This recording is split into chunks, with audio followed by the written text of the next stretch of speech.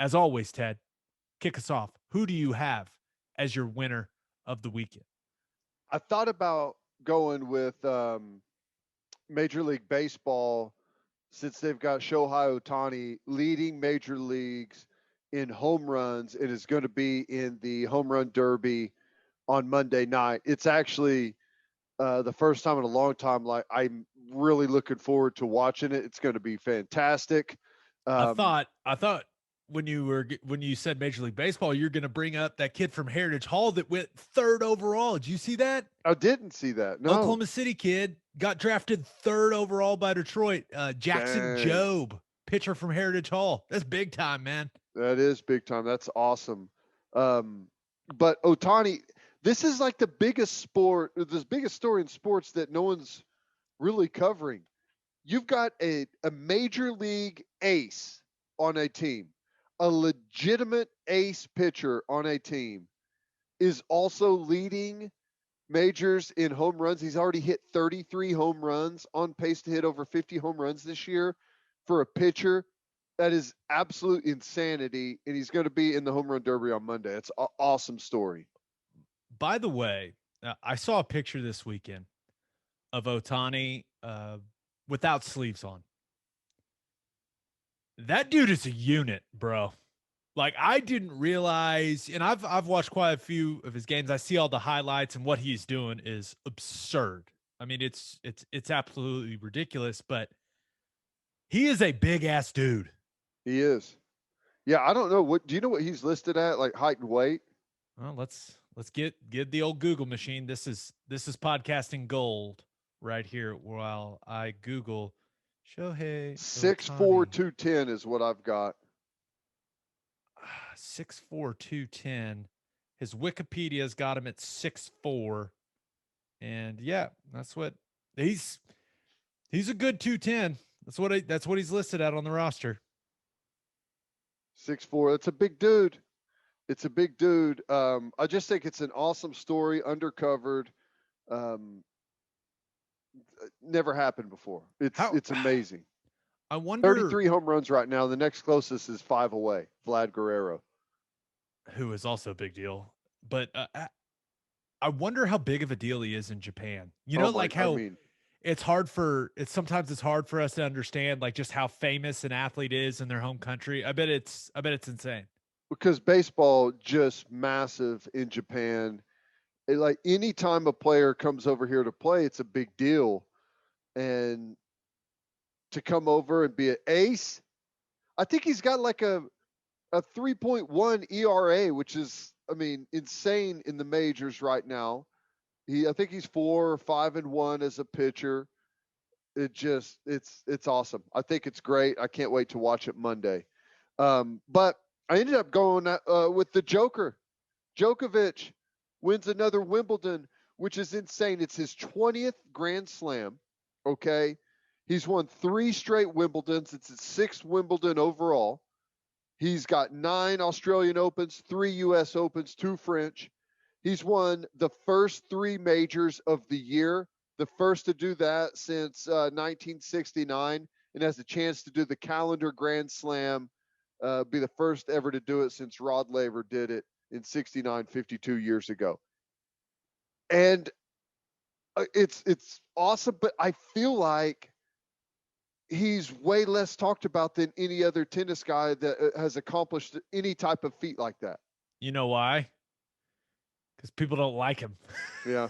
I mean, That he's got a certain edge to yeah. him, right? I mean, he is arguably the greatest tennis player of all time. And you're right. Like think of how we talk about Serena Williams, right? And just how much respect and praise she gets, and then compare it to Djokovic. And I know Right. Serena's American, so it's a little different there. I understand that. But yeah, I think he rubs some people the wrong way. Ted, that's kind of my interpretation of things.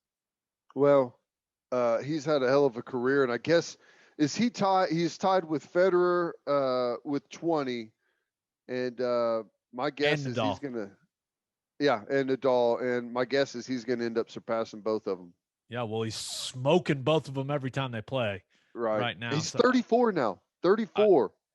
okay, I realize that a theme is developing in my comments about your winner of the week. Did you see the guy Djokovic was playing today? Yeah, the Italian? Yeah, that's a handsome dude. Now, I went and I did some Instagram creeping on that guy, I'll Matteo tell you, Berrettini. I didn't watch a whole lot of it, but I did hear someone say that it's the first Italian in a Grand Slam final in I don't it was a really long time, and I was like, I bet that dude is a star in Italy right now. He's 6'5", and Woo! he is handsome. And Tall, dark, and handsome. he is tall, dark, Italian as hell, and handsome. Berrettini. I don't even know if I'm saying that right, but I Nice. just saw him. I was like, that guy's about to get his ass whooped, but he's winning in He life. doesn't care. He does not care. All right, who do you have as your loser of the weekend? This has to be one of the funniest things I've ever heard. The North Carolina players, they're the losers, by the way. The North Carolina players don't agree or want a 12-team playoff. They don't agree with it. They don't want a 12-team playoff. This is according to Mac Brown, by the way. And I saw some quotes from one of their linebackers talking about, I think it's Jeremiah Gimmel, I think's his name. Good player, but like, yeah, because what happened was Jim Phillips, the new ACC commissioner, asked all of the coaches and and all these coaches to ask their student athletes what they thought about expanding to 12 teams. And yeah, I guess I Teddy, I read this article, and even though I read it in the ESPN app, I was like, is this an Onion article where North Carolina is saying they think 12's too many? It's like, guys, 12, that's the only way Hello. you're getting in, man. Clemson ain't Hello. slowing down anytime soon. Oh my gosh. I just thought it was so I don't know. I don't even know how to express it. It's so funny. Um, it's like the least self-aware situation I've ever seen. I, And if you're Mac Brown, instead of saying, "Oh yeah, guys, I understand. I love your competitiveness," you got to be like, you got to go up to the board and be like, "Okay, so there's 4 right now. If we go to 12, you realize what that does to our chances to make it. 4 right now, currently 4. God, that's crazy. I will say, the player that's quoted, he is like, hey, 16 games, 17 games, like that's a lot of games for, guys that are trying to play in the NFL and stuff like that. And it is. It's a lot, but they do it in the FCS, bro. Like I mean, if you don't want to play an extra game, get a bye. I mean, it's go that's why I just think it's so funny that they're even doing this exercise. Like, tell me what the players think. No one cares what the players think. It's about the money that can be made. We all know that. I don't know why we're acting like Jim Phillips is acting like he has to pretend like he cares what the players think. No one cares. It's about the money. Come We want on. more money. We're trying to pay your stipend, dude. Okay, those stipends are about to go up. We've got to make some more money. Yeah, I thought that was crazy, and more games. Oh, jeez. Who would ever want to play more college football games? That sounds terrible. Sounds brutal. No, Gosh. I was amazed by that. This quote was the one where it's giving us a better opportunity to get in the playoffs, but that's not really our cause right now. We're trying to win every football game and win the ACC championship. So we want to be top 4 regardless going into the college football playoffs. We thought between 12, 6, and 8, maybe we slip a game here and there, but everybody's thoughts on the team is we are winning every game and we are winning the ACC championship. Why worry about if we come in 12th? We're in the playoff. We're not thinking about that. We're thinking about being the number 1 team in the nation, That's a good thing. Like that quote is all over the place. What? I mean, in theory, that's fine. I mean, in theory, that makes sense, but It's North Carolina. it's What are North Carolina. What are we doing here? What are we doing here? Has that team ever entered the postseason as the number one team in the country undefeated? I'm not a North Carolina football historian, but I do not believe so.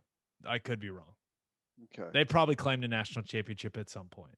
Maybe they won a national championship. I don't know. Don't care. You still got to go through Clemson. Hey, you know what? The kids are entitled to their opinion, Ted. That's right. And I'm sure his opinion will be weighed heavily when the college football playoff management committee makes their decision to expand whether or not. I'm See, sure if you're Mac Brown, this is a situation you sort out with some live contact drills like Les Miles tried to do. Yeah, right, let's settle this on the field, boys. Let's settle this on the field.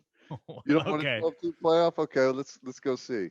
Okay, so for my winner of the weekend, thought about going with Conor McGregor because I think his ankle snapping in half saved him from getting knocked the hell out by Dustin Poirier. I mean, that's just kind of I'm not an MMA guy.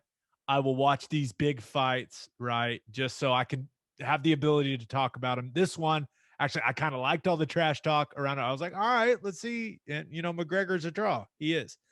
But I think McGregor's lucky that ankle gave out on him because I think he was going to get put to sleep. Yeah, that was crazy. You're probably right there. I love Joe Rogan getting in the ring and doing the interview while he's laying there. So good. Poirier says that maybe it was a check to one of your kicks that caused it. It wasn't a check. It wasn't a check. Did you see?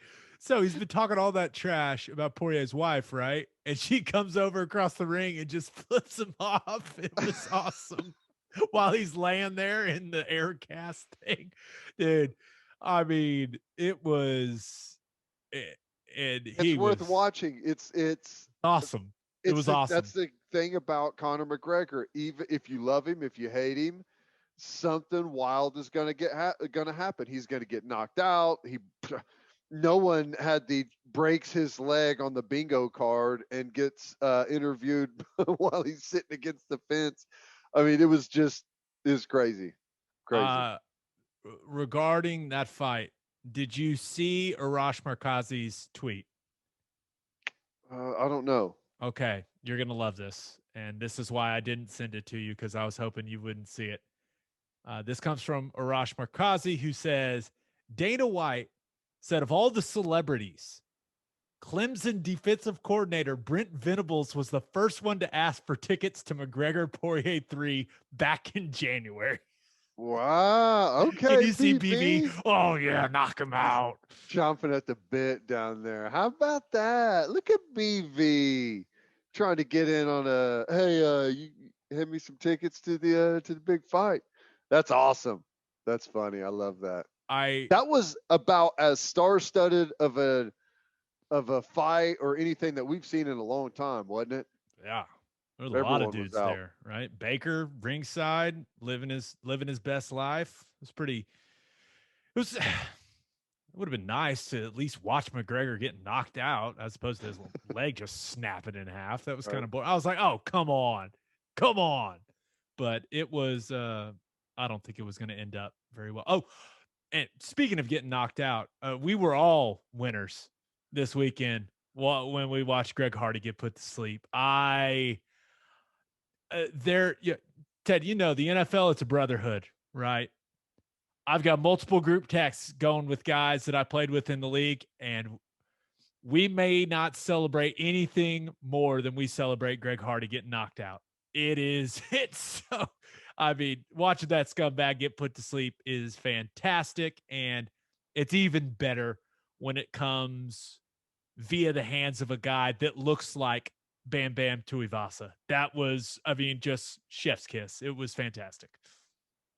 When a guy gets knocked out, is laying on the ring, and you look up and see your opponent sitting on top of the octagon drinking a beer out of a shoe. It has to be a humiliating feeling, and I'm glad that feeling belongs to Greg Hardy. I am. I had forgotten that he was doing UFC, and then my nephew told me that he was on the card. I don't know why, but I just assumed that he was in prison somewhere. Yeah, I mean, that's usually happen when you almost kill women. I mean, yeah, it's probably where he should be. Great job signing him, Jerry Jones. That was smart. Everyone enjoyed that. That was a good business decision. What an idiot. Okay. But my winner of the weekend, and follow me on this one, Ted, Team USA basketball. I know. Interesting. Exactly. Interesting. Some may say I'm stupid. And let me just explain. So they end up losing in an exhibition game to Nigeria. Not ideal. I understand that. Now, Nigeria does have a lot of NBA guys on their team. I think it's something like 7. And Gabe Vincent was awesome in that game for Nigeria if you watched it. But I view this as a wake-up call for Team USA because, and I saw some things that Brian Windhorst said on SportsCenter, and that Nigeria squad had been together since June 20th and had gotten a lot of practices in together while Team USA had only been together for a few days. So that's definitely something that mattered, but you look at it and this could be what Team USA needed to kind of jumpstart them taking things really, really seriously because the Olympics are right around the corner. They ain't got a lot of time. And if they would have rolled in this game and what I thought it was like 5 years ago, they beat Nigeria by like 43 points. So, I mean, credit to Nigeria for putting together a great team, but I don't think Kevin Durant is going to shoot that poorly very often. And man, Precious Achua just denied him on that dunk. That was pretty sweet. But Bradley Beal and Damian Lillard, those guys are going to play better. But I do think losing this game will create a sense of urgency for that squad. And I'm not sure that would have been there otherwise. And with the Olympics soon, these guys probably realize, okay, guys, we got to figure this out because they know, NBA players know better than anyone, that if they go to Tokyo and don't win gold, we will clown every single one of them because that is what America does. It goes to the Olympics and it wins gold in basketball. And if the team doesn't, you will pay the price via social media slander. Them's the rules. I like where you're going with this. You're basically taking the thought process of one of the all-time best 20th century philosophers who said, sometimes when you win, you actually lose. And sometimes when you lose, you actually win. And sometimes when you win or lose, you actually tie. And sometimes when you tie, you actually win or lose. There's a lot going on there. Yeah, that's Rosie Perez from White Men Can't Jump. I was about to say, isn't that the one that spells all the, was it the Q words or P words? Q. What is a quince? White Man Can't Jump, by the way, arguably the best basketball movie ever. It's I'm just going to great. throw that out there. I It's love fantastic. that movie. I love that movie. No, but hey, I agree. A wake up call. It was a loss, but in the long run, this could be the thing that gets them a little fired up and ready to go. The the fear of the shame that's around the corner is going to light a fire. Can you imagine what Kevin Durant's mentions looked like after that game? Just because he responds, right? He responds on Twitter. So like everyone's firing their best stuff at him all the time, right? Hoping to get a response from him. I can only imagine. And I will or honorable mention, I suppose is the best term for it. Winner of the weekend, Milwaukee Bucks. They're back in it. I think it's safe to say there's Oh, 4 minutes left to go in the game, Ted. They're up 21. Giannis has done it again. He's already got 41 on 14 of 23 shooting. Middleton played a little better, more efficient shooting the basketball. Drew Holiday getting it going. 5 of 10 from 3 for Drew Holiday. All that'll he do needed it. was to get home. Bucks are, but I think it's going to be 2-2.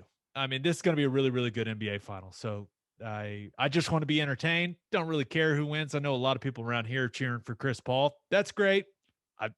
I don't really care that much. I just wanted to go to 7 and to be entertained. So this Been is great so far. yeah, this is a good step towards that. Okay, for my loser of the weekend, thought about going with Atlanta sports fans because the Hawks postseason didn't go great, right? Even though Giannis went down, they couldn't force it to 7 games in the Eastern Conference Finals. Trae Young was dealing with the injury, but now Ronald Acuna, the Braves star player and one of the young faces of baseball, tears his ACL going after a catch this weekend. I mean, yikes! Maybe Yeah, that and they're also Atlanta. about to watch a home run derby and all-star game that was supposed to be played in Atlanta be played in Denver. Yeah. Oh, dude, did you see? And I think they ended up saying it wasn't connected to the All Star game. Did you see that thing at the hotel in Denver? I saw something from it. Like I saw just a quick little news blurb that someone had sent from me, and I didn't really go too much in depth in it. I was like, that sounds like maybe there's some type of explanation here, but I haven't seen anything else on it. Yeah, it was like the housekeeper found Found like something, yeah, 16 long guns and like 1,000 rounds of ammunition in a hotel room that like overlooks downtown Denver. That's scary, dude. yeah. And I'll say this: that housekeeper's a damn hero. That's got to be. Let's Could you be honest. imagine? You're just doing your No, job and you just see all this. You're like, what help? right. Let's be honest. Every time as a housekeeper you open the door, walk into a hotel room, you never know what you're going to see, and that's the last thing you would expect. So yeah, that's crazy. Yeah, that's scary stuff. All right, my loser of the weekend though, it's got to be England. England. Ooh, I mean, they blow the lead against Italy and then end up losing the Euro 2020 final in penalty kicks. I am not a soccer expert, Teddy, but I I felt like England scoring so early in that game was detrimental because they just I'm not going to say they went full prevent defense, right? What we bitch about in football all the time, but they just sat back and they weren't aggressive at all. It was like they were fine. Okay, they're like, okay, we'll hold on to the 1-0 lead. I didn't understand the lack of aggression from them. I mean, you got to ride that wave. It was really maybe Italy was just better than them. That could have been it, but I I'm still torn on the penalty kicks thing to decide a championship this significant, but England's manager, what do you call it? A coach? A manager? manager, I think. Manager? What's Ted Lasso? They call him manager, right? I think Did you ever so. finish that, by the way? I did. Yes. It's amazing. Fantastic. I can't. We're getting close to season 2, right? It's Soon. supposed to be in July. Yeah, soon. Can't wait.